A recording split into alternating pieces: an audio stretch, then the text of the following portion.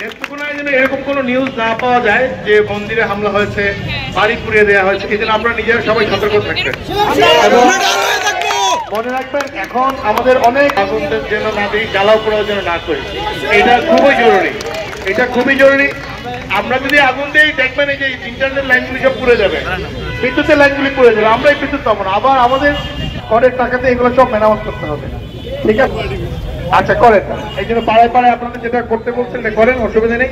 আর কোনো ধরনের কোনো সহযোগিতা দরকার হলে আমাদের নাম্বার দেওয়া আছে সব জায়গায়, আপনারা স্টেডিয়ামে আছে। ভালো থাকেন, ধন্যবাদ সবাইকে।